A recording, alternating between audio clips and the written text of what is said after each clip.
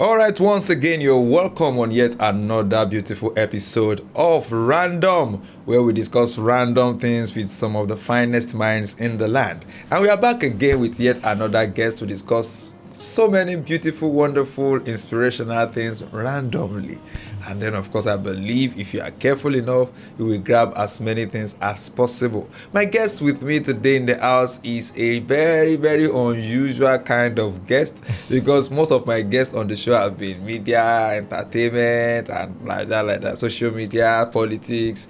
But this time around, we are delving into something very, very unique. But then you get to meet my guest and you know all what I'm talking about. Mr. Abiodun Alafe, you are welcome, sir. Thank you very much. I'm so excited to be here today. Thank you so much for coming around. Thank you. Yes, I like your name, Alafe. Alafe na that's where they flex now. Of course. That's the way they flex. You go like flex so well. Well, I wouldn't say that yet. Because there's nothing flexing. I read your profile. Like, how you take the cope? Anything, one of the reasons why I opted for arts class is anything that has to do with figures, numbers. I cannot just deal.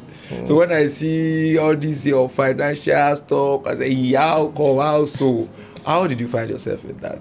Well, I would say it's probably from the place of passion, and of course, you can as well be regarded as maybe from the place of pain. How come? Yeah. At times passion can lead people to things, to certain practice, or pain can awaken them to even discover, what their passion actually is. And of course, beyond that, based on principle of value exchange, at times when you get frustrated about particular topics about life, it's not just enough for you to be complaining. It's for you to stand up to it and, trying to change the narrative. So that's why I could say probably it's from the place of pain, given to my background and some experiences while I was growing up as far in the area of finances. My parents were, I would say, maybe middle class. My mom, owned a cosmetics shop. My father was working with bank as a bank worker, because I don't call people that are working in bank as banker. Yeah, it's banker, they are bank workers. So he was working, with bank then, the default Nigeria bank. I don't think from the explanation, from the description you just give now, if there's something like a second class upper, I don't want to believe that are your average family. I think that's a little above average. I want to believe that. Well, but in the hierarchy of the class, I would say, a middle class. No, I said second class upper. All right. So, after a while, when the bank, then Nigeria Arab Bank, where there was a time banks did recapitalization, some banks had to go. He was fortunate enough to evolve from Nigeria Arab Bank to Assurance Bank, from Assurance Bank to, I think, Main Street Bank. There used to be this Main Street. But before he moved from Assurance Bank to Mainstream Bank, so at that point he was retrenched.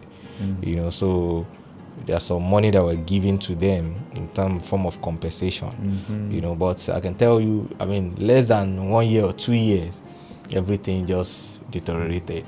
So from that experience, I realized that it's not enough for me to just be a workaholic and be working and be earning. I need to be intentional about my financial, my financial capacity, my financial intelligence. So, that's my first point of contact to being conscious about being an advocate of financial intelligence and empowerment. Personal experience from my parents. Coupled with some others, relatives, uncle, and generally looking at the general public, how people handle finances. So I realized that there is a gap somewhere. So, and somebody needs to stand in that gap beyond us just complaining, oh, salary is not enough, oh, my guy is not paying enough, all this. I've always, I had one Yoruba adage yesterday. He said, "Any to low ní fowó pamọ́." Now person wey get money, now they keep money. I tell Say, you. the one where I get, I don't take and solve my problem finish. I go call the reason say I want keep Yeah, some. I want to keep some. So, sometimes people have argued. I've had it on different platforms. People saying all these financial clinical coach, no, they mind them, Jerry, because say you try something, it work for you, does not mean it will work for everybody. That there are no steps to financial freedom. Now only who God won't bless. Now in God they bless. So I said that your phone saying I pity them. that's what I'm getting from that your market call. Something like so. Do you think getting rich is from a place of destiny, or can one get rich by one's intentionality? Okay, so I think everything still boils down to being intentional for me. I mean, talking about being rich, anybody can be rich. Yes. Anybody. I was about saying that because I've seen people who don't know anything. Anybody can be rich. That's it. That's a fact. Somebody can just bless you with, volume of money now. You become rich instantly. Interesting. But you being wealthy, you being able to sustain that volume that has been, dispensed to you for a very long period of time, is where intentionality comes in. Do you understand? Is where your financial intelligence comes in. So, like I said, anybody can be rich, but it takes conscious effort. It takes being intelligent. It takes high level of intentionality to sustain that for a very long period of time. So if people say God just bless someone to get rich, of course, there is element of luck in everything that we do. That's why consistency is important. If you keep at it, one day the luck can shine on you. That's when if you are still at it, and you get rewarded for it. So the same thing, if you are still alive, luck can shine on you. You can be rich at any point in time. You can get the fortune maybe by way of appraiser or anything. You can be rich. You can wake up tomorrow now and just receive a lot of a lot of money. But how do you handle that? That it can sustain you for the next 1 decade, 2 decades, 3 decades, is where the intentionality comes in. But with this kind of economy where we live in, where people are living from hand to mouth, and people are earning but they are spending, not because they want to spend, but because they have no option than to spend. Clothing, food, shelter, the basic things that we were taught. Some people's monthly take home can hardly cater to those basic needs. So how do you expect somebody in that cycle to break free? Okay, so the thing is this. We started, intentionality. Intentionality is what leads to mindset as well. Because it takes intentionality to develop yourself personally. That's personal development. Now, in the area, let me give an example now. In the area of this media space that you are in, I want to believe that you have been intentional about your growth in this career, right? Good enough, you have an academy, right, that teaches people how to navigate their way in this media space. So the same thing is applicable to financial industry. This is media space, right? There is financial space. But people want to manage financial space based on default knowledge, based on the general knowledge they pick from parents, they pick on the streets, they pick from schools, they pick from saying, they pick from opinions. So we need to be intentional about our knowledge acquisition, about generating finances and sustaining finances. So going back to your question, that in this economy where people can hardly generate enough income to take home, that cannot even take them to the bus stop, not to talk of taking them home. So the thing is, first thing is to first come to that awareness of the fact that you need intentional knowledge about how to start generating income. Then evolve to how to sustain income. Evolve to how to multiply income. It's a curriculum on its own, just like the way you have curriculum for media career. So finances also have curriculum, whether you are conscious of it or not. So going back to the income generation, one needs to come to the fact that if you are working at a place and the income is not sustainable enough, then you should look around for better, income generating medium for yourself. I mean, finances are not emotional. Bills are staring at you like this. They are not emotional. I tell people the only thing that should make you to be practicing your passion is when you have maybe another funnel, another sources that money is flowing to you.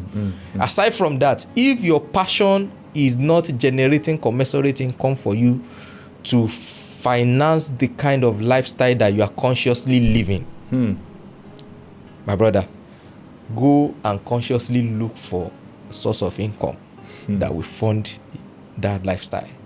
If not, you'll be amazed that you can, let me use for example, as a media person, you can be popular, but you may not have what it takes to sustain the popularity. Say you get CCTV for my house. I don't show you my life story. Now you mentioned something about passion. And from the industry where I play, thank God you mentioned it, the media industry. And for so many young people, they are running by passion. They are running solely based on passion. So sometimes people like, I'm passionate about this. And when we watch foreign movies too, we see all these people wake up one day say, Mom, I want to be a very funny career that can hardly generate money for them. But then, in other places, they do it and they still live a kind of, at least they still live an average life and they are still okay. But in Nigeria here, for example, media, I often tell my students, I say, during your course of your career as a media practitioner, there's a time that I call the incubation period. Incubation period is when you give your all for little or no result. And it takes God to survive that. It's either, like you rightly said, you have a foreign support. When I say foreign support now, you have somebody that is financing your life throughout that period, or you have another valid source of income. Now, so many people are good. I've seen so many things happen in this industry. I've seen young men and women who I can beat my chest that, man, these are the future. This guy is sabi. This guy, there's a particular one that is still yet to leave me. That guy has one of the best voices I've ever had in my life. The day I heard that he's now in tech, he has left media, I was shaking. But then, if he were to be my son, I wouldn't want him to be in media too. I want him to go because I know what is obtained in the media. I know what is happening there. And I know what this guy is capable of. And I know there are opportunities in this thing for this guy. So now, marrying both passion and, let me say profit. Passion and living a good life in Nigeria of today, especially for those people who believe that this kind of, they are cut out for this particular life. Somebody can be very, very passionate. I was I was telling somebody recently, the guy, that money me I define though, he said, but forget it though, at this point of my life I don't care much about career. Let me put it that way. When I say career now, media is career to me. What I want is money. So if they say money they take now, my brother teach me. Let me do it. If they say money they fashion, wait till I go so. Tell me how I go do and make I get take. You understand? But for a young person, how do you strike a balance? Okay. And how do you know where to head in time? Because time is of great essence. Yeah. For some of us, we believe for a long time we could have gotten out, but we believe we're too far gone than to opt out. And now we are far gone. But then at this point we are not even minding anything that can get us out so far we get the money. Okay, so in essence, if I get the question clearly, talking about passion and profit. And that used to be a theme of one of my events, passion and profit. Okay, so this is it. Anybody that is running after money will run endlessly. Money is not something we can run after. You know, money is the only thing God compared to himself in the scripture. You know, allow me to use that as a point of reference. He said, you cannot serve God and mammon. Some version of the Bible stated clearly that you can't serve God and money.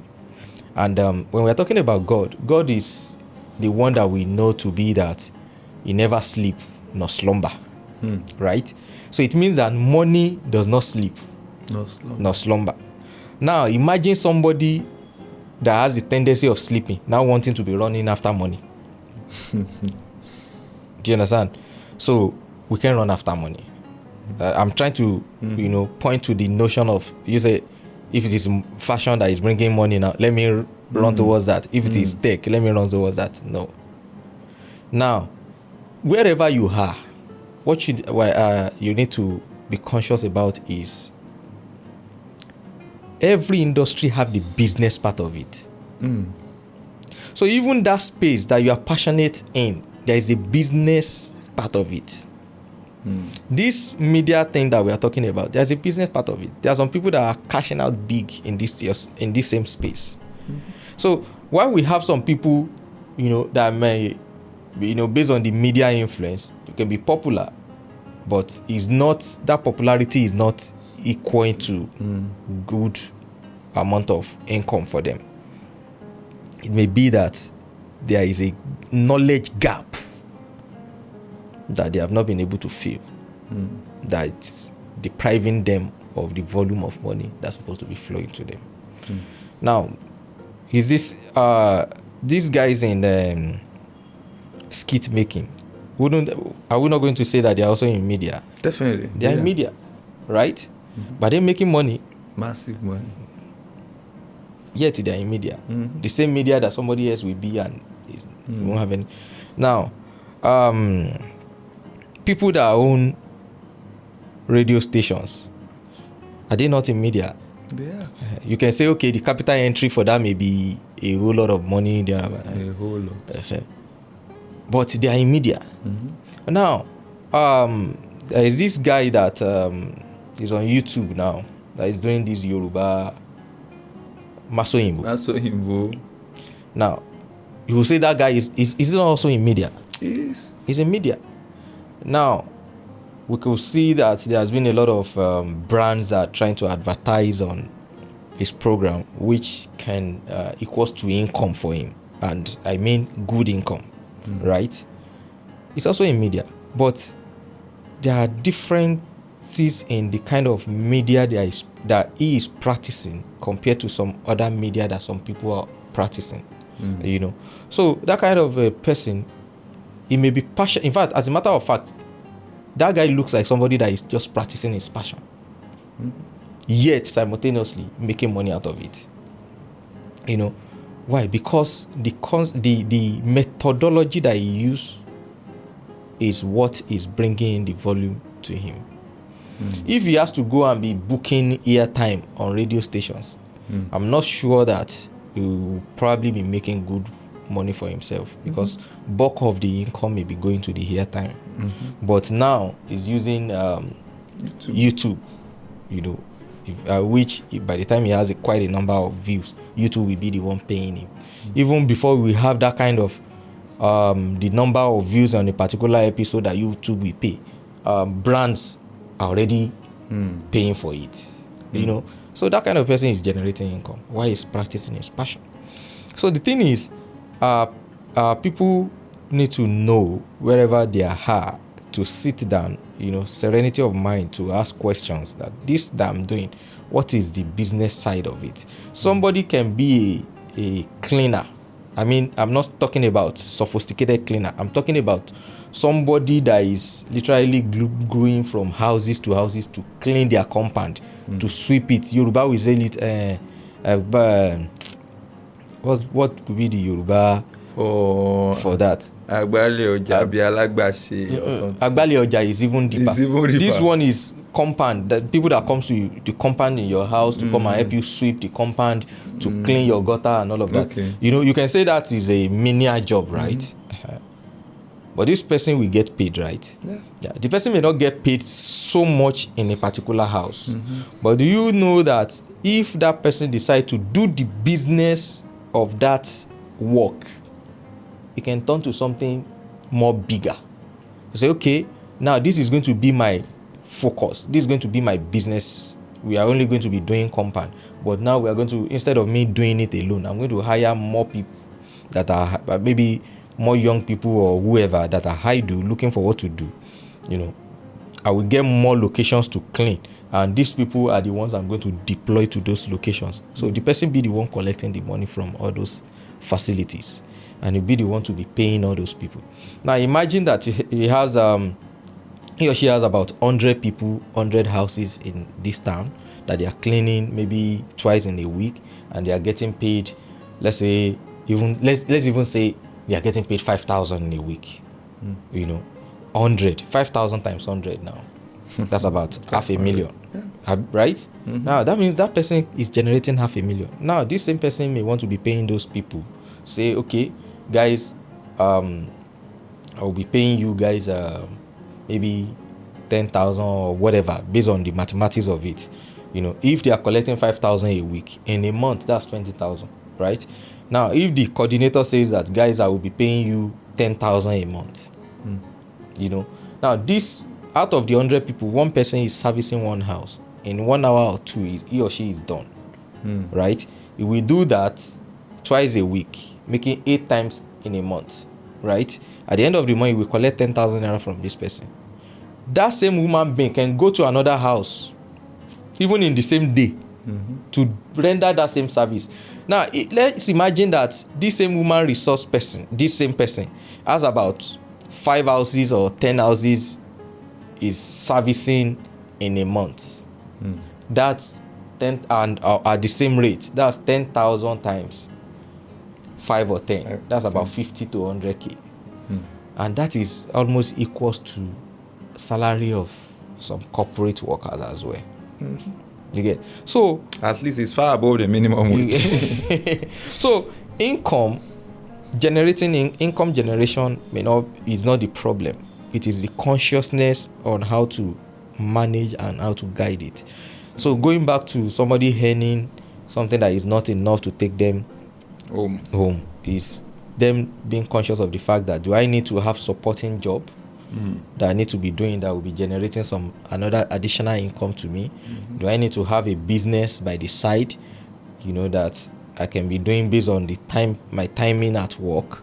You know, look for what is, you know, applicable and possible for us as an individual that we can, you know, use to generate income for ourselves. And in the course of doing that, because it's not enough to just generate income, it's also to be able to highlight your expenditure. Because no matter how much you earn, if you earn 1 million a month, if your expenditure is far above your 1 million, you are as good as somebody that is earning 10,000 naira. Or even worse than somebody that is earning 10,000 naira. So when you have the income, you know, what is it, your expenditure from that income? That's what leads to, that's the starting point of being wealthy. It's not about the income.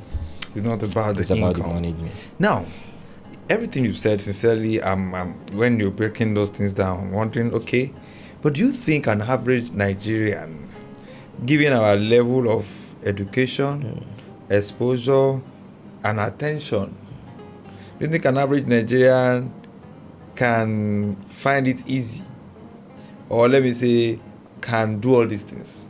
When I say an average Nigerian, I'm talking of someone who's online and is not interested in figures, is not interested in serious talks, is not interested in any brain-racking discussion, anything that will cause them to think.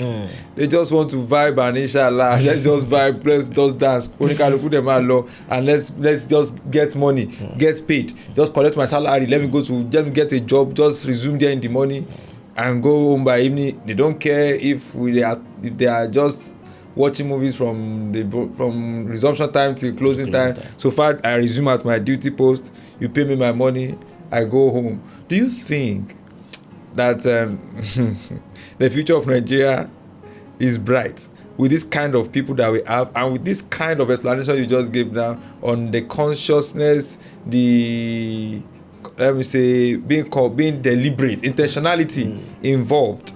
Do you think we have a chance? Of course we do, because statistics also shows that the wealth of the world, not only Nigeria now, is being controlled by 1%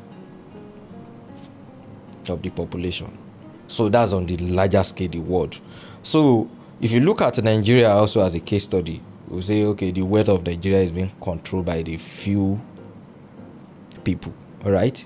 So the same thing boils down to the states, cities, local governments. So who are you in your community, in your states? Are you part of the remaining 99% or are you part of the 1%? You know, now to be part of the 99% is very easy. It's not to think. You know, very, very easy. You know, like you said, people don't just want to vibe, mashallah, and all of that. I mean, nobody says anybody should be extremely, rigid like that. But that level of consciousness should also be in you. You know, if money is your concern and you really want to pay attention to it, you really want to, have it, then it requires that you have to be intentional about it. It requires that you have to give it attention. You know, it has to be your priority. You know, if vibing is your priority, I mean, all well and good. Have it, it's available, go and enjoy. But don't complain that you don't have money. Do you understand? Don't complain that some people are having money, but you don't have. It's based on priorities. You know, I mean, there are some public figures in Nigeria today that people do say they don't vibe, they don't go to parties, they don't. But you know them to be probably one of the richest people in Africa. You know, there is disparity, if that's the right word to use, in their lifestyle compared to somebody that is not near their figure. And the disparity is that probably this person is like so focused, extremely focused on what they are doing, that is generating this volume of money for them, while the other person is extremely focused on vibes, taking money from them. Mashallah, that is taking money from them. So it's where their attention goes. You understand? It's where their attention goes. So, and you can't cheat the nature. It is wherever you put your attention to that grow. It's wherever the heart of man is. So is, I mean, wherever, I mean, the heart of the matter is a matter of the heart. Let me use that word. You know. So that's it. It's a matter of the heart. It is where your heart is. I remember once again that when I was reading through your profile, I'm seeing stock, I'm seeing all these things. But when I saw your first degree, anesthesia. Could you hear me? How you relate? How you move from medical anesthesia to stock, and how did you come by this knowledge? Because trust me, this is not an everyday knowledge. It's not the kind of knowledge you stumble on social media. Yes, there are some on social media, but for you to be interested in knowing this much, I don't want to believe social media is the place where you pick all this from. So, and for you to transition from medical line into this finance line, tell us that story of how you find yourself here. Okay, so it all started from when I was trying to graduate from secondary certification to tertiary institution. So out of impulse, if you ask any secondary school leaver now, what do you want to do? They can tell you, I want to become a doctor, I want to become a pilot, I want to be like this and that. So in my own case, I wanted to be a civil engineer. Okay. Now making three. Civil engineer, medical life, finance. Okay. So that's out of impulse. But when I started writing jam me at first, was it even, it's not even jam that jammed me. I think then they've started post jam or thereabout. I couldn't remember, and quite a lot of politics that is into bureaucracy all those and things. so many things like that. So the first jammed me, the second one jammed me, and in the course of trying, I lost my parent. Wow. So I lay back to reassess myself at that point in time. Yoruba man sọ nǹkan kan pé ẹni tí ò bá níyà kò ń dégbò ẹ̀yìn. I want to believe that a lot of people that are even moving to tertiary institution now, quite a number of people know that there is high probability that by the time they graduate, there is nothing for them to do. They know. A lot of them, they know. Let's be sincere, But they believe that, number one, they need that phase to occupy time. That's one. Because at that point in time, maybe they are not mature enough to absolutely think for themselves, to navigate life on their own terms. Yeah. So they take it to fill in the gap, to while away time. Also, some people take that up because of the general notion that after secondary school you go to university. Yeah, societal expectations that their parents also will pressure them. Mama Lagbaja is in school, so you too, So now in this case, nobody is going to put any unnecessary pressure on me in that regard. Let me not say unnecessary. Nobody is going to put that pressure on me to say this university, that university. So I paused at that point in time, not because I'm a dullard. Sorry, you said something the other time. You said during that time you lost your parents. Yes. Parents or parents? Parents. Both of them? Yes. Wow.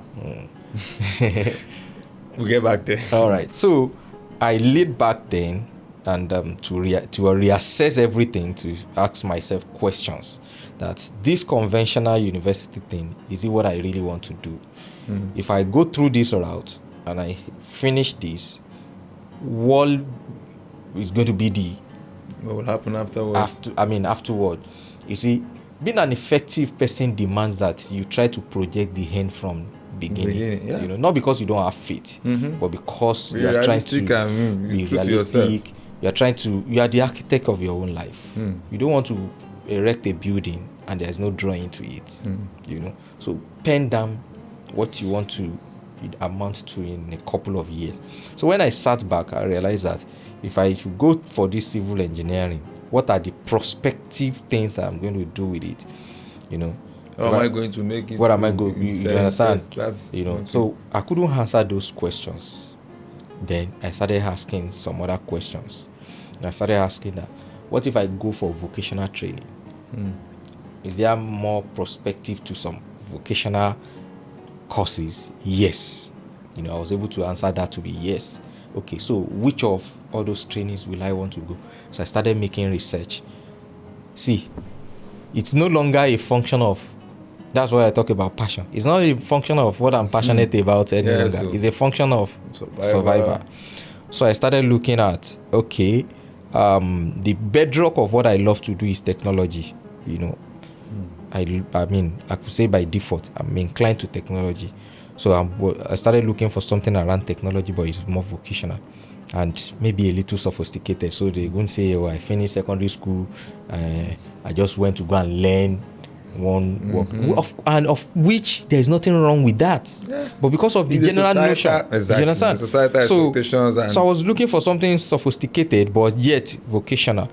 So I went to, I applied for NDA, Nigeria Defense Academy. Simply because I knew that if I'm able to secure Defense Academy admission, so it gives me this vibe of university graduate, and at the same time is a vocational study that immediately after I finished, I'm enrolled into the Nigerian Army straight away. Even while you are schooling, I get paid. So I enrolled in that. One thing led to the other.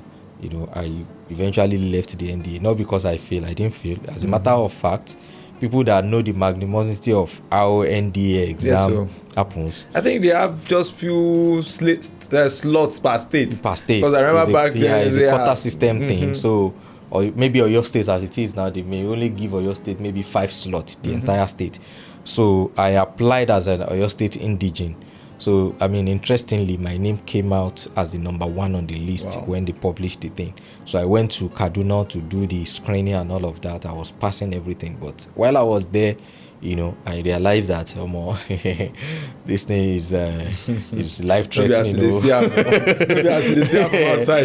You know, I have my guidance sign undertaking that if I die during the course of the training, there is no compensation because, you know, none of that. So I realized. Now you see how you want to do. So, I mean, for me to have signed down that, for them to have given me that undertaking, it means that it's a possibility for me to die, and I don't want to die yet.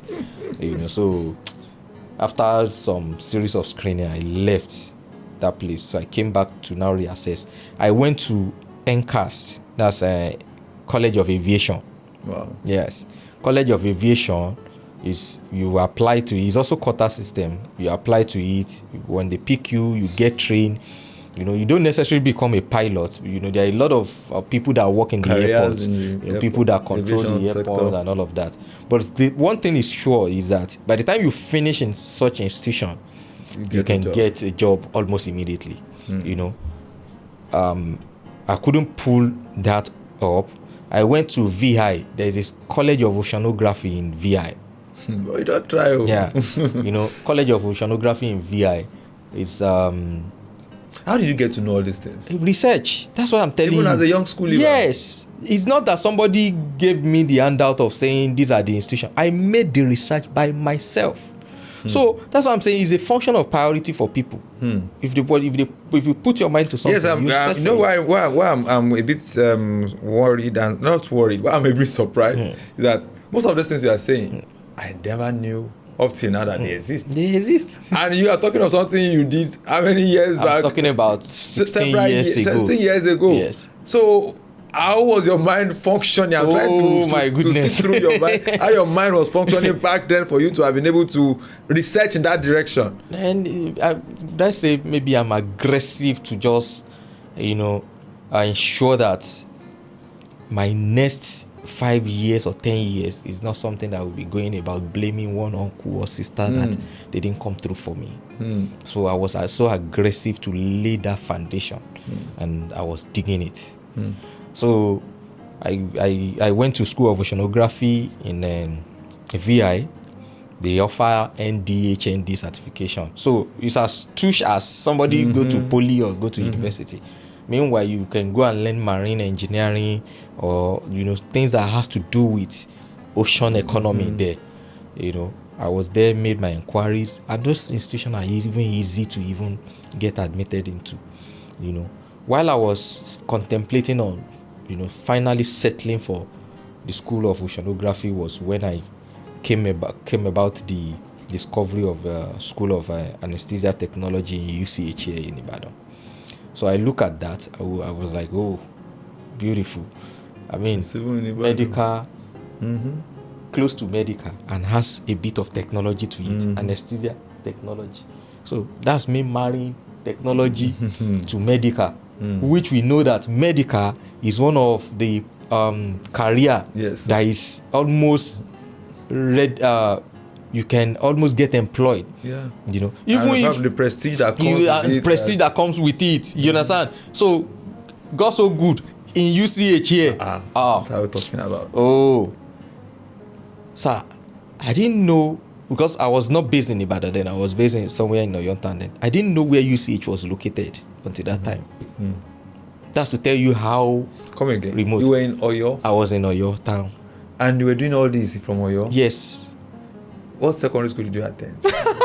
I'm interested because they must have done some kind of massive work on your mind. The way your mind was functioning was not functioning as that of a teenager that I want to believe you were back then. Yes. Your mind was not functioning like that of a teenager. For you to know all this from Oyo, yes. So that means when I'm emphasizing from Oyo now, I'm talking about Fiditi precisely. If you know Fiditi. So it's not even on your town. Exactly. Fidelity. You know, there are some urban influence that you get when you stay in, maybe because you see people, you see certain things. But then right there from Fidelity, you were able to see beyond and even conduct research and get to know all these things. It's mind blowing, sincerely speaking.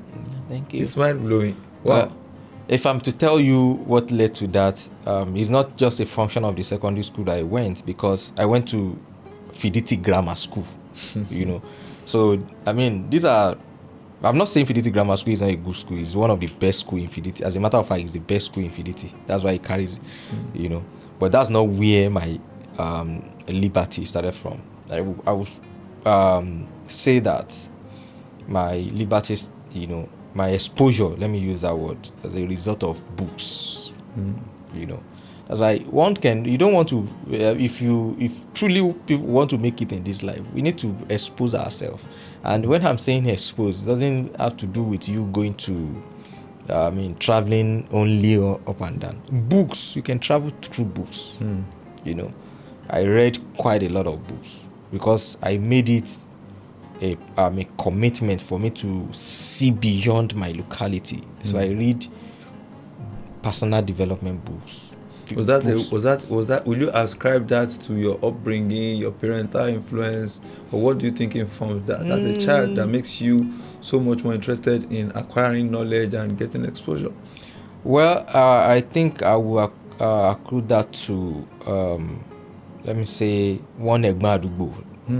You understand? My parent, of course, like I said, middle class kind of a thing. So, but my parents are more focused on my academics books, you know. But one uncle from my area, Dr. Tokpe, so he's the one that inspired me into reading books. So I borrowed books from his library, you know, personal development books, book on finances and all of that. So those are the things, and to the point that I now started buying books on my own. So instead of me using my money to buy, you know, to jaye, to do to buy banga, yeah. So I started buying books, you know.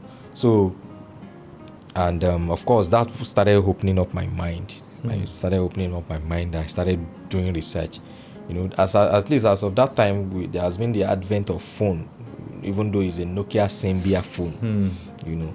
So that we roll in, take about minutes before a page we open. You know, that's what I was using to do my research. You know, so when I got to know about the UCH course, that was the first time I tried to locate UCH. So I located UCH. I didn't know anybody in UCH. I located UCH, I took the form, applied, wrote exams. Of course, because of my mind that has expanded due to my application to NDA, so that energy was still there. That if I see any book, I will read book from front page to the end page, everything, and they will still be hurting in my brain, you know. So when I wrote the entrance exam in UCH, I think the result came out that same day. You know, when the result of that exam came out, and they said out of 40 questions, they said somebody scored 36 over 40. Even me, I joined the people in criticizing that. They've used leg for us again. They must have, you know, they must have manipulated the exam such that maybe they have given expo to one of their own. Do you understand? So when the highest score, the score leaked out by saying somebody has scored 36 before we knew who actually scored 36. So when people heard that somebody scored 36 over 40, so people started gathering to be saying, they've run us straight. Even me, I joined the conversation. I said, my own is sure that I should get the pass mark, you know, to just get admitted. Only for me to realize that I'm the one that scored the 36. Bro, when I realized that, when I saw my name as the one that scored the 36, I couldn't say it openly there to say that I'm the one that scored 36, because I don't want the people to now look at me as the person that was being given the expo that we have concluded. So now you get, I just walked out of the crowd and just went home, you know. So that's why I got admitted into UCH. I started the training, finished the training. It was a very rigorous training, but I was doing it passionately. What is that thing all about? Yeah, is From the way it sounds, I could imagine, but I don't want to. So anesthesia is a procedure by which people are being taking is a procedure by which pain is being managed prior to surgery in operating theater. So my training afforded me to join the team that administer anesthesia to patients before they do surgery, such that they will not feel pain. Whether it's going to be to put the patient in total sleep, so that when they are carrying out the operation, they will not feel it, or whether it's going to be partial, so that it will numb some certain place out of them. So that's what the training afforded me. Wow. So I was doing it passionately, knowing fully well that UCH is another ecosystem of its own. So I was even feeling the prestige of working in UCH even as a trainee. Because if anybody knows that you are working in UCH, there is this prestige federal, So that kept on going for me until I finished the training. And even before I finished the training, I've been doing private practice. Consultants will take me out to do private practice. I'll follow consultants out to assist them. They will give me money. Which is exactly what I wanted, while I was making get choice. Trained and get paid. So that I can get paid, I can have a skill. Skill, very important part of our lives. As people, we need to have skill. It's not enough to just be carrying certification about. What is it that you can do? What is it that you are skillful about? Skill equals to income. You get? So, that's...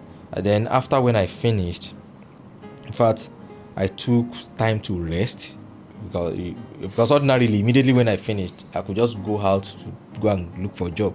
In fact, some people got job immediately after when we finished, but me, I was like, let me take time to rest. At least I'm still getting some PP to finance my basic life, And after some months, I decided that okay, it's time to get a job now. Then I applied to one or two places which they were looking promising until UCH called. And I was employed to UCH to start working as a staff. So while I was at UCH working as a staff, then something started leaping in me again. Guy, I don't think this income can be enough for me. I saw the life in UCH. I appreciate everybody working there, contributing to humanity. Practicing their passion, but me, it's not passion that brought me here. So I wouldn't say I want to be here because of passion. It's income. I like that. So, yes, I was getting good income, in quotes, but the kind of life I want to live, this income cannot finance it. I have to be true with myself. I could see my head of unit, my head of department, about 30 years in service. I could see their lifestyle, not to dehumanize anybody or to talk down on anybody. No. It's just simply because what me I'm envisaging is not what they are. It's not at that level at all. You understand? So I could see it. So in me, I was like, this is like a template of my life that I'm seeing. Do you understand? It means that if I stay here for the next 30 years, this is most likely what I will become. So I started thinking, what can I do to make the difference? Now, going back to what I said earlier, that it's not about the income. It's not about where you are working or what you are doing. It's about the business of it. While I was at that work, I was already thinking about the business of that job.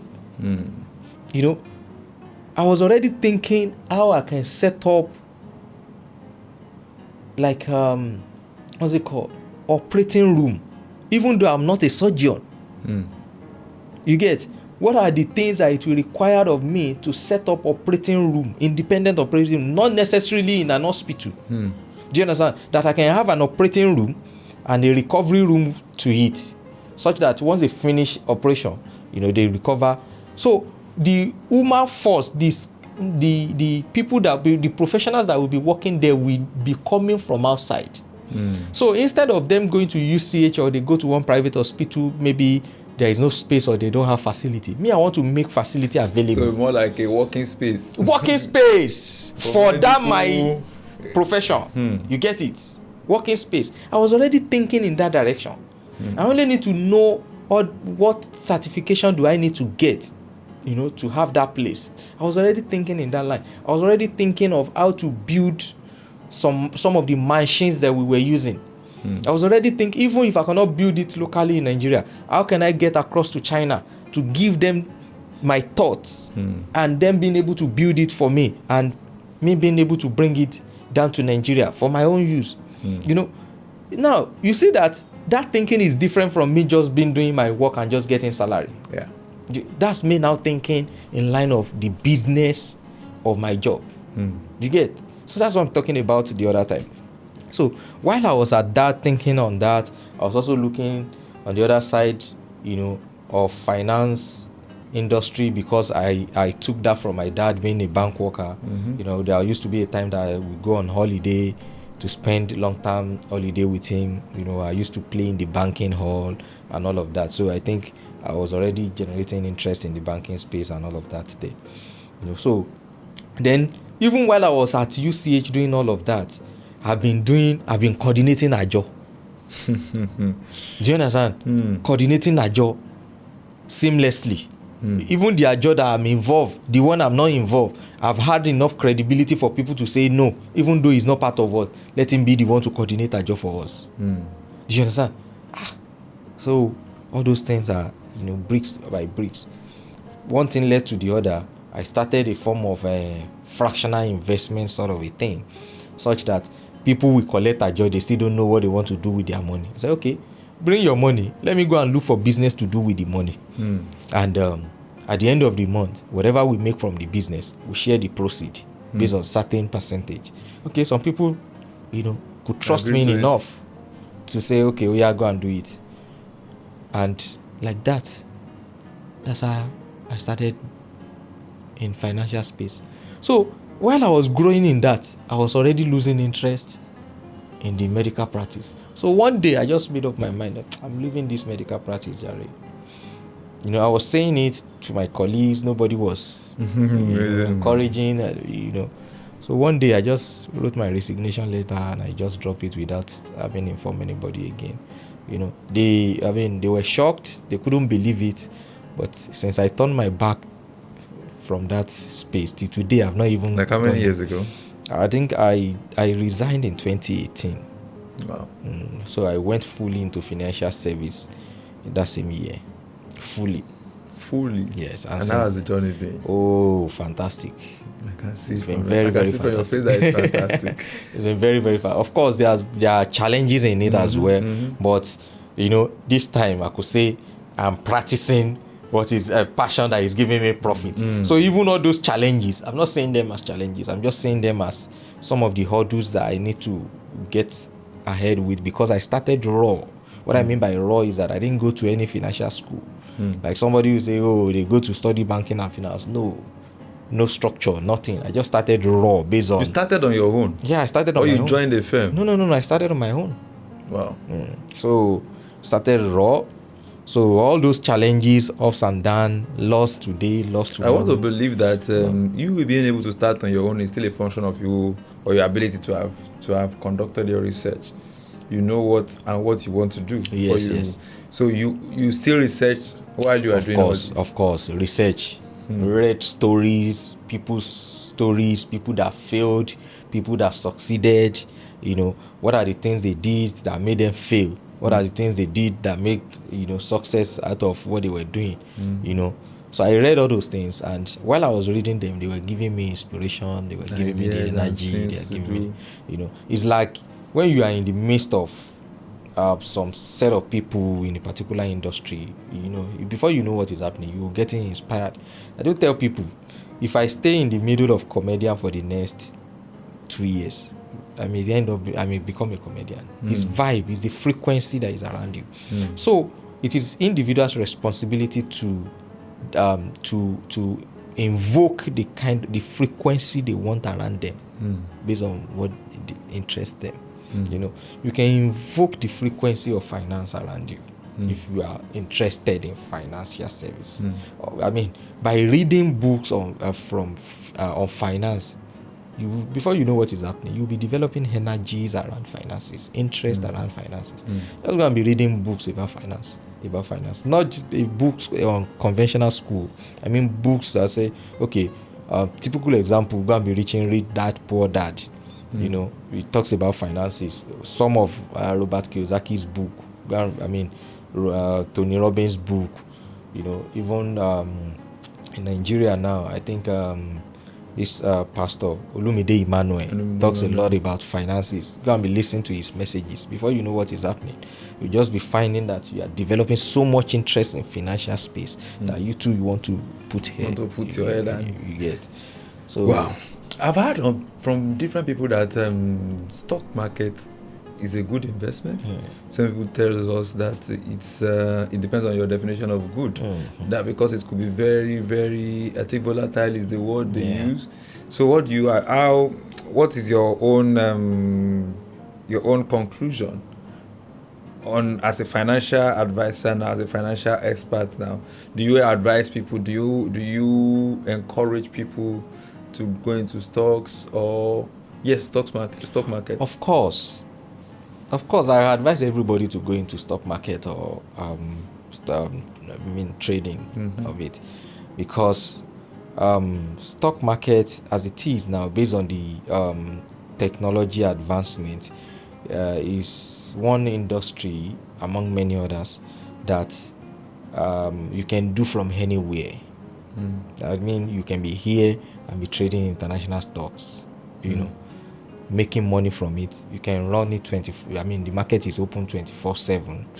You can go full time into it and become your own boss. You know, you don't need any office set up to trade in stock market and make money. All you need is just your phone and internet. You don't need anybody's connection. I tell people the only connection you need, sir, is your internet connection. You don't need anybody. Like now, if I end up being a civil engineer now, I want to take road construction. Maybe I want road construction in this city now. I may most likely need connection of the governor, right? Yes. So you go to Abuja. I'll go to. But now I don't need connection of anybody. And the truth of the matter is that I can make much more than the what's it called? The builder or the contractor of the road, based on my stock trading. Now, stock trading, forex trading. Yes. What are their similarities? Are they the same thing? Well, will I say the forex trading? The word forex is an acronym of the foreign exchange. Okay, which we could say that is major in currencies of countries. That's forex, currencies of different countries. So you trade them against one another. Stocks has to do with the stock of companies, you know, which can be local companies or international companies. All right. So you can trade them the same way. The difference in forex and stock is how do I put it? The fundamental behind them. So for currency trading now, which is forex, you know, when you are losing in forex trading, you may lose it outrightly at that part time. Do you understand? What makes you not to lose in forex is when you don't stop, because your day will come. That's the truth. If you keep at it and you are developing your skill at it, of course you may lose over time, you know. I remember one time like that, I wanted to start forex trading. That's why they give me demo account. That's why I did trade with demo account and just they make money anyhow. You think say they wait for me. The day I switched to live account, brother, you blew $100. So I don't do again. And what happened was that a friend got someone who was trading, so we actually said he could invest $200. So we contributed $100. Okay. Gave the guy. So the guy traded with the $100. When at the end of the week, he had made certain amount of money. We said no. We drew a part, reinvested. We said we wanted to build our account to $500, which we did. We built our account to $500, and then the guy started giving us something at the end of every week. Like, that's all. This thing should. As because they do out. I said, let me also even put mine in this thing. How can I? So I just try to. But then after a few weeks, after a few months, we lost the account with the guy. Then I started on my own with the what's it called? The dummy trading. Okay, Demo trading rather. Then after a while, I said, I'm good enough. And so I shook my head, my brother. As they caught me like this. Now that ability to continue, me I don't get. Hey, how I want to, I just ran away from then till now. So that's it. For forex, you can lose the money outrightly. Do you understand? Because while you are selling, somebody is buying, the money is changing hand. But for stock, you can buy stock units. You can buy stocks of a particular company, let's say at 500. Let's say, for example, Primus stocks now at $500. Now, if everything going well for Primus, stocks of Primus can go to $700 per unit. People that bought into that stock at that point in time, they have made $200 in profit. Now, if something retrospect happened, that instead of the stocks to appreciate, it's depreciating. From 500, let's say, to 300.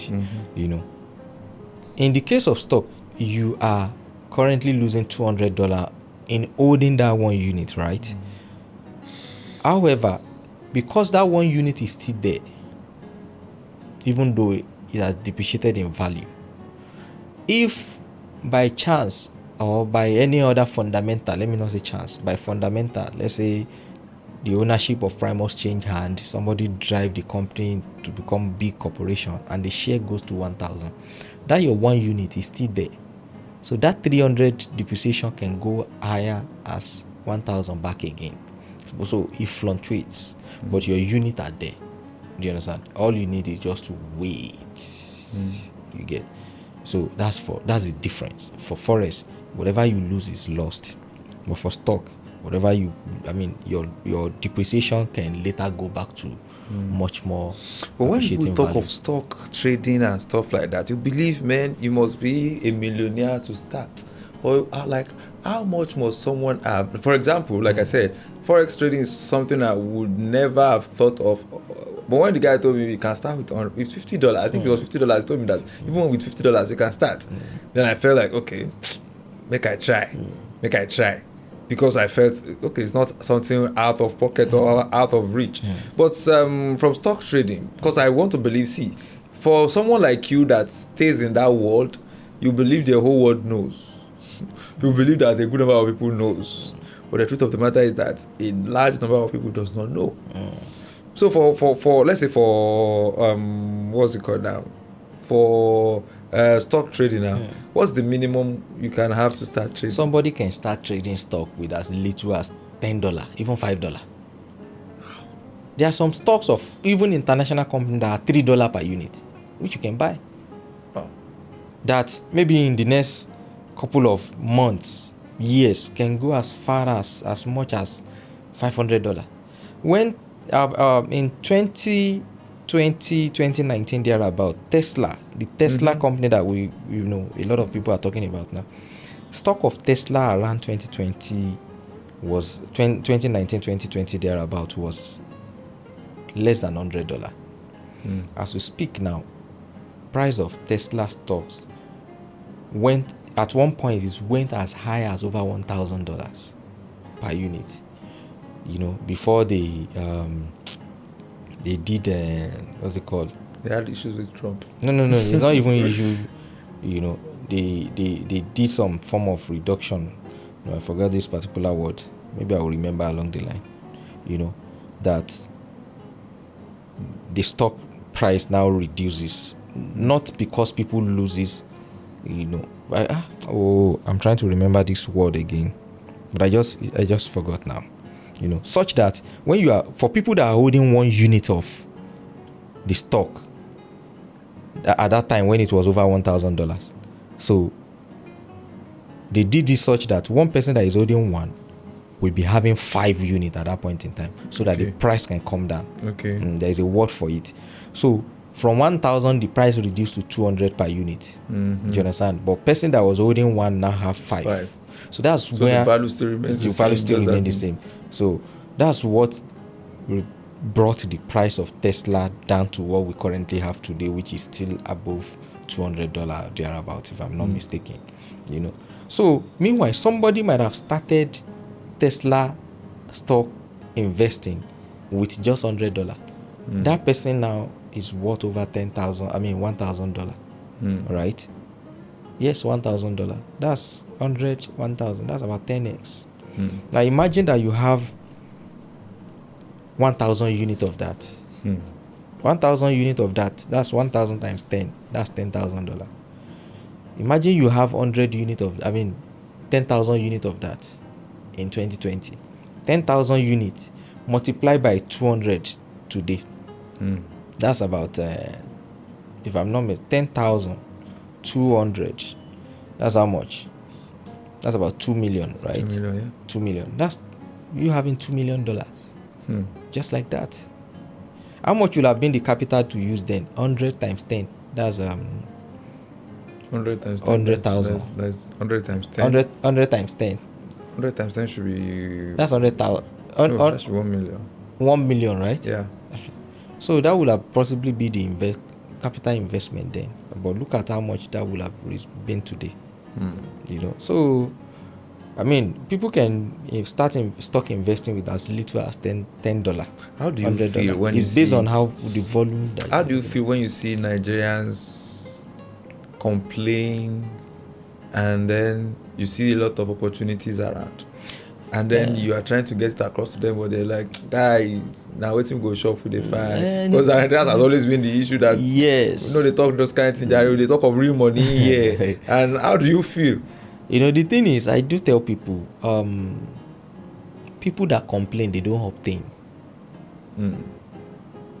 Because that complaint will blur their vision to see the opportunity. So rather than complaining, it takes intentional effort not to complain, especially where a lot of things are staring at you. It takes intentional effort. But people that complain, they don't obtain. Rather than complaining, sit back and ask yourself, how can you get ahead? How can you get ahead? Because if you keep complaining, the complaint will not change anything. It is when you are asking questions on how to get ahead, that's when you get answer. Everything has answer. It's because we are not asking. Everything. There is answer to almost everything. But when you don't ask, you don't get answer. So when we talk to people at times, you know, for a while now, I've stopped even facilitating conferences because I do a lot of conferences, you know, preaching about trading, stock market, you know, financial intelligence and all of that. You know, for a while now, about 2 years, I've stopped. Why? Because I was like, it's like people at times already made up their mind. You know, of course, it's not that people are not responding. The percentage of people, at least we still have few percentage of people responding to it, and of course their life is being blessed by it. But even me, you know, I'm also evolving, you know, getting to bigger things. So facilitating conference for me now is occasional. You know, even training people in stock trading, forex trading and all of that is even occasional. I tell people, you want to come and train me. I've trained quite a number of people that I can ask you to train you. But me coming to train you, is a lot now. It's a whole lot. It's a whole lot now. So I talk to people now that I see that, okay, maybe somebody has got to their witty end. You know, it's easier for people to want to, out of that vulnerability, they want to do whatever you ask them to do at that point in time. Okay, so now I'm not talking too much. I'm asking you. You're already half convinced. You get? Do you want to come out of this? I want to come out of it. Oh yeah, do this. Do this. You see that they will do it. Yeah. And I'm not doing it from the place of manipulating the other person. I'm doing it out of sincerity of me wanting to help. Do you understand? Because it's one thing that you meet people at their vulnerability and you want to take advantage of that. No, I don't have time for that. You know, so that's the thing. So I believe that by the time you tell people to do something, then they do it with full energy, and you'll be happy to see that there is results. Unlike me talking to vast majority of people, who are not exactly. So I can imagine what it feels like. Yeah. Finally, I would like to ask before I let you go today, what are the 3 biggest financial misconceptions that you think we have in Nigeria? 3 biggest financial misconceptions you think we have in Nigeria? You see, one of the misconceptions that we have, I think one of the popular one is that believing that money is the root of evil. People say money is the root of evil. It's so much that people are so consumed by that some people believe that when you see people that are wealthy, they are bad people. They are bad people. I used to have a neighbor like that. That's once he sees a nice car like this, you don't even know this person. You say, oh, so everybody that's driving this kind of car is bad. So it's a serious misconception that we really, really need to change that narrative from people. When people say money is the root of the love of money, even the love of money, you can't say. It's everything is when it becomes excessive. Excessive. Whether you want to use the love or the like of money, you are interested in money. That's the basic thing, and you must be interested in it because money answers a lot of things. All things. Yes, money answers all things. If you want to do good, it's money. You need money to do good. You need money for humanitarian service. You get. So you need to, if not for your own sake, at least for your community's sake, have money. So that you can do good for the community. If not for your own sake, I'm just saying, at least for the community's sake, you should have money. You understand? So that's one misconception. Another misconception is that people believe that there are some people that can have money. Like, there are some, we are not cut out to have money. Some people think that they are not cut out to have money. And some people that have that energy, that have that, like we were saying earlier, some people just want to vibe. So it is some people that should have that money. Our own responsibility. Maybe could it be as a result of our belief in destiny? That we are not destined to because reach. There is this adage that I heard one time. It said, "Onitori talika lolo nse dolowo." Says, who told you that you be talika? So they believe that it's destined. Some people are destined to be wealthy, while some people are destined not to be. Do you understand? So it's a serious misconception. I'm not saying that there's no place of grace to be wealthy. There's no place of luck. But your work gets you closer to being lucky. Do you understand? Yeah. Your effort. In fact, faith without work is dead. It's dead. Do you understand? So when you work, you keep trying your best. One day luck will shine on you. But when you are not doing anything, there's nothing that luck will multiply. That there are some set of people that are cut out to have money. But the truth of the matter is, if you keep at your work, one day luck will shine on you. Okay, there's this passage or part of the Bible that says that the Lord will multiply the work of your hand. But if there is no work in your hand, what will God multiply? 500 times 0 is 0. You understand? So, you have to be intentional about it. You have to, work yourself out of poverty. You have to behave yourself out of it. Behave yourself out of it. I like that. Because people behave themselves into being poor. And they want miracle to get out of it. No, you behave yourself out of it. Out of that, not so much savings. Even if it is 1 naira, save it. It is not about the volume that you are saving. It's about who you are becoming in the process of you doing the savings. You get? That is when, by the time you have 10 million, it will be convenient for you to say you want to save 100,000. But if you have not been saving 1 million, you wouldn't have developed the habits.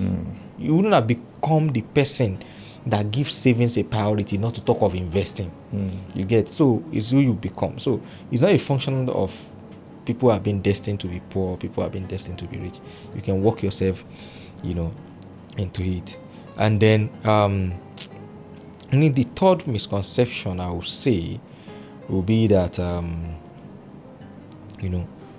people should not see that there are some work it is people that are in a certain work that can get some level of wealth and all of that. Like I said earlier, just you can think of how you can amplify what you are doing. Give me one typical example of maybe a vocation, a trade of a poor person. Just give me one. Okay, let's say I'm using this particular one because I know someone who was doing it and everybody thought he was poor. But everybody was shocked the day he called them for his housewarming, vulcanizing. Okay. Now, the same vulcanizing that people thought that, is for poor people, it's just people that they cannot even their own dialect, they will not even be able to speak it correctly. They are poor in money, they are even poor in their own language. Do you know that same organizing service can be done by either of us and we can be so wealthy in it? Do you know that that car tire alone, there are a lot of factors around it. There are a lot of content around tire. That if you start churning out content from tires now, sir, you will become what they will call corporate organizer. Such that anybody that will want to come and pump tire in your workshop or your unit, you will be charging not less than maybe 5k, something that you will do by the roadside for 200 naira or 300 naira. It is how you present it, how you add value added service. Do you know that there is a pressure that's supposed to be in each tire of a car? Maybe, for example, my car now, there must be certain pressure that should be in it, but the roadside mechanic will say, checking if you see 50 or be 45. The way they ask you as if you are an expert, as if you know, you get 45 relationship when you get. Meanwhile, that they are asking you don't know the good or no. Exactly. What I want to know is that my tire is there working. You don't know the implication of 30. You don't know the implication of 40. You don't know the implication of 50. But if you can get somebody that will tell you the implication of you having 30 in your tire, having 40, having 50 in your tire, you'll be able to make informed decision as to what pressure you want to have in your tire, right? Now, if somebody give you that value, and at the end of the day, the person is telling you that your money is 5,000, the level of confidence you will have gathered to know that while you are driving, your tire cannot just burst out. We want to make you to pay that 5,000 because you are not just pumping tire.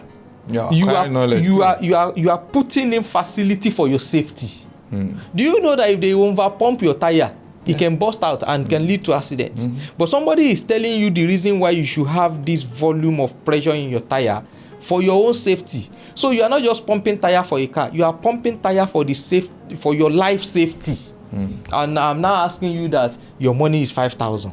You pay it, sir. I'm just doing. Definitely. You will pay that. So that's it. It's based on how you present that work. Okay, let me give you another typical example. A lot of people look at mechanic as just mechanic, right? There's this man, he's somebody you are likely going to know. I've not met him ever in my life before. I've not this auto clinic. Tunde Onakoya. I've never met him in my life before. Never. He has met some of my friends, but me, we've not. Even if I see him now, I couldn't recognize him. But I know him. I read about him. I know his workshop. I know his workshop, but I've never been there. But I plan to be there. It's because I'm often not in Ibadan, you know. Now, the same mechanic, Abi, but the service you are going to get there is not the same thing you are going to get under one tree. Do you get? And you are most likely going to feel confidence based on the outcome from his workshop compared to what you are going to. So if you have the resources, will you not pay him? You will now. So another Yoruba thing, the adage, they say, "Oni akugbe okin lowo." When to ban kugbe kokin lowo. There is this guy on Lagos Ibadan Express Road. Can't remember his name now. Gaddafi or something. Yeah, Gaddafi. Sheko lowo. So it's how we, present our work and ourselves to what we do. It's been a very, very, very, very wonderful financial session on Random today. Like I said, it's very, very unusual because usually I used to entertainment Ibadan. So today we took it to another dimension entirely. Thank you so much for stopping by. Thank you so much for coming around. Thank you so much for offering us a masterclass that I would not pay for. Thank you so much. We sincerely appreciate you. Thank you. So if you want to get across to him, you know who to meet. Get across to me and I will direct you to him. Thank you so much once again. We sincerely appreciate you. And with that, we come to the end of yet another edition of Random on Random. Yes, Random with Abiodun Samuel on Abiodun Samuel channel on YouTube. Don't forget that on the 5th of September is Primus Media Conference 4.0 happening right here in the city of Ibadan at IACD, American Corner, Jericho, Ibadan. It's free of charge. Just make sure you register, you see the barcode, scan the barcode, and of course you can check all my social media platforms for more information. Please be there. It's free. It's a media conference. I also a medical conference. It's a media conference, and I will be expecting you. Thank you so much. Please don't forget to subscribe and set your notification on because I want you to know when we drop a new content. Till next time, when I will be back after that, Samuel is the name. Have a wonderful day. Thank you. Thank you.